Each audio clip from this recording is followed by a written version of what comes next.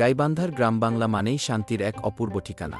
সবুজ ধানক্ষেত, নদীর মৃদু স্রোত আর পাখির কুজন মিলে এখানে তৈরি হয় প্রকৃতির এক জীবন্ত ছবি।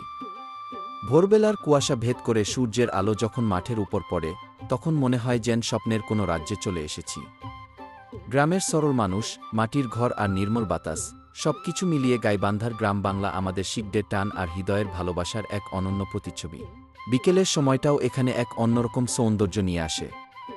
ছোট ছোট ছেলেমেয়েরা খেলার মাঠে মেতে ওঠে, আর গরুগুলো মাঠ থেকে ঘরে ফিরে আসে ধীরে ধীরে। নদীর পাড়ে বসে যখন সূর্যাস্ত দেখা যায়, তখন আকাশের লালচে রঙে চারপাশ যেন রঙিন হয়ে ওঠে। গ্রামের পথ ধরে হাঁটতে হাঁটতে শোনা যায় মানুষের হাসি আর গল্পের শব্দ, যা মনে এক অদ্ভুত প্রশান্তি এনে দেয়। রাত নামলে গ্রাম বাংলা হয়ে ওঠে আরও নির্জন আর মায়াবী। দূরের কোনো বাড়ি থেকে ভেসে আসে হারমোনিয়ামের সুর, আর আকাশভরা তারা যেন মাটির মানুষের গল্প শুনতে নেমে আসে। এই সরল, শান্ত আর প্রাকৃতিক জীবনের মাঝেই লুকিয়ে আছে প্রকৃত সুখ, যা শহরের কোলাহলে অনেক সময় খুঁজে পাওয়া যায় না।